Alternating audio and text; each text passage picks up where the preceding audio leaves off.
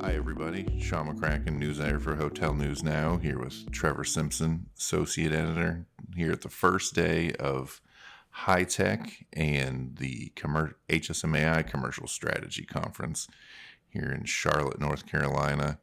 Trevor, what's the word? What are you hearing today?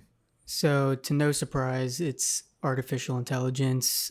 Just last year at this conference, AI was the new trendy topic, but it was more of a conversation of what it could be down the line. Well, already a year later, we've already started to hear people talk about implementing it and some future uses of it that are kind of wild to me a little bit. Mm-hmm.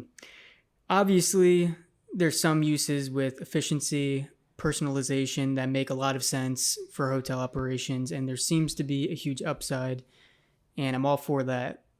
However, some of its applications almost feel a little dystopian to me, Yeah. and I just can't help but wonder how it will affect human jobs down the line, given that last year when it was brought up, the whole thing was it's going to aid jobs but not take away, and I'm just not sure how true that is going to be as the technology improves and gets better over time.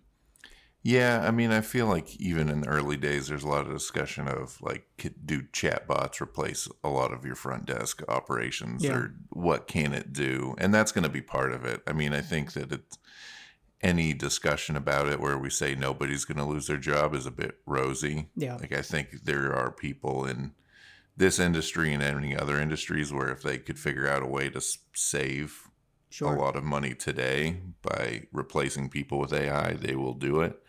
I mean, that's obviously not the entirety of it, right? No, Like, there's people who want to supplement or improve experience rather than just cut costs. right, definitely.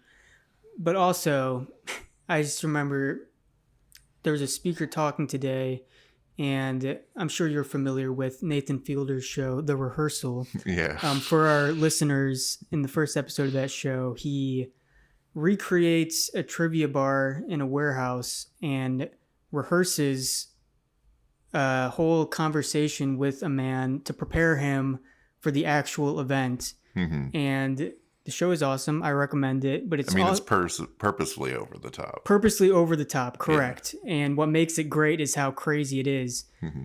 A speaker today was talking about how some chatbots, you can create personas Hmm. such as a lawyer, not a real lawyer, a fake lawyer based off of totally created personality and all of that, and then feed it some paperwork and ask that lawyer, in quotes, I'm quoting over here, air quotes, Hmm. to give advice on a legal proceeding.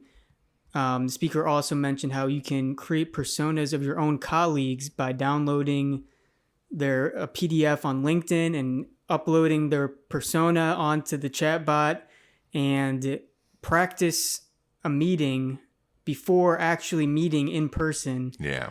And those are the applications that I just don't know if I see what he's saying, the benefits, right? Yeah. I just don't know if that's the kind of stuff that's needed necessarily, and that's the kind of stuff that scares me a little bit, just how it can continue to evolve down the line. Yeah, for sure. I think the more positive, I sat in on an AI session today too. The speaker was Arlene Ramirez from Coral Tree, and she was talking about applications to upskill employees, which I Yeah. think is a lot less dystopian. Yeah, I mean, and the idea is, I think the more positive idea and usage is that this is a tool that people can use to improve things, make sure. their lives easier, make guest experience better. The best case scenario example she was laying out was, somebody comes to check in at their front desk. It's a high volume hotel, so obviously the front desk isn't going to remember everyone at site. Yeah, But when they come in to check in, you get a full dossier of information on them pulled from all of the different data points, so you know exactly what they like in the room, yeah, exactly the room type they like, the type of experiences they want. And that's, if you're a front desk agent, you can greet this person like they're an old friend, basically, because right. you know this much about them. You can give them a better experience. There'll be more property level loyalty because they'll come in there and they know me and they know exactly what I want. I go up to my room. I think in her example, it was that they like, herbal tea and dark chocolate, and it's sitting there for them because, you use the systems to kind of inform the experience. Mm-hmm. That's probably a more positive reading than, because that's not replacing, the front desk. The front desk is still the key component, and they're still feeding the machine because they're the ones who have to have the conversation to find out the guy likes herbal tea and dark chocolate, right? Right. So, and that's not the type of information that somebody shares with a chatbot generally. Sure. Beyond that, I feel like a lot of the talk today on the HSMAI side was kind of centered around, and this is not new. I feel like every year the discussion here is how do we best integrate across the commercial disciplines, which are, revenue management or revenue strategy, whatever you want to call it, sales and marketing. Mm-hmm. Like, how do we get the most out of these three fields? Yeah. And for years and years, the discussion is how do we break silos? How do we get these three disparate fields into one group, have it as a commercial strategy group?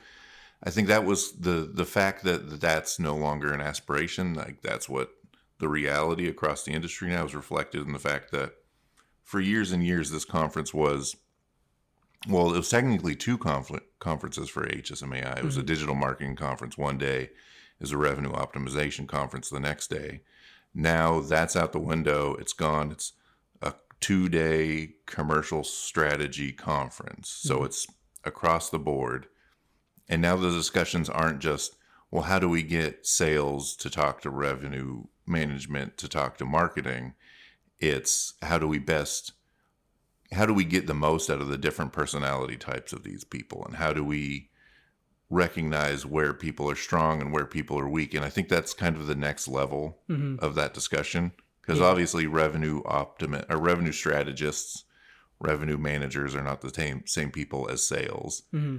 And if you're hiring the same people for both of those disciplines, you're probably doing it wrong. Yeah. But you have to recognize where they work together, where it works, where it makes sense. And I think that that's a really productive place for the industry to be, especially, we're 4 years out from the start of the pandemic. Yeah. Where a lot of people had to reorganize just out of necessity. Yeah. So the fact that we're now kind of optimizing that whole field is a big step forward. Well, yeah, and just last year, I remember sitting on panels talking about breaking down the silos. But like you said, it's no longer an aspiration, but it's more so the expectation. Yeah, for sure. And I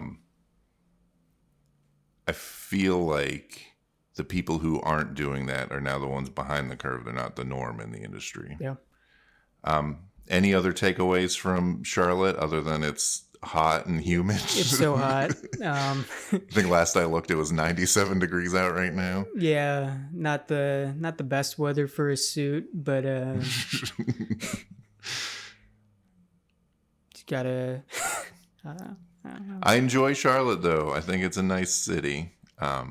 I would enjoy it more if it was a little bit cooler. Yeah, it would have been nice to peruse the city at about, 75 to 80 degrees. Yeah. I'd even take 85 compared to this. Mm-hmm. And it's not one of those days where the sun isn't beating down on you as well. The sun is fully out. Yes. So, and it's not like a Phoenix style dry heat. No. It is a very wet, not like just sloppy heat, which is not a good feeling.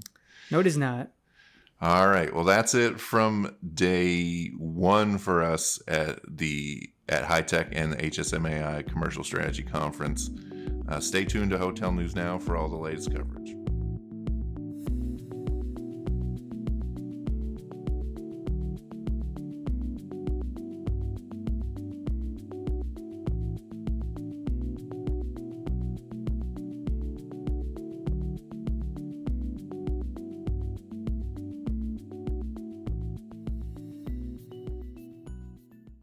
Hi, I'm Davon Reed. I'm Omari Head. And I'm Chris Henry. We're the hosts of the Next Gen and Lodging podcast on the Hotel News Now podcast network.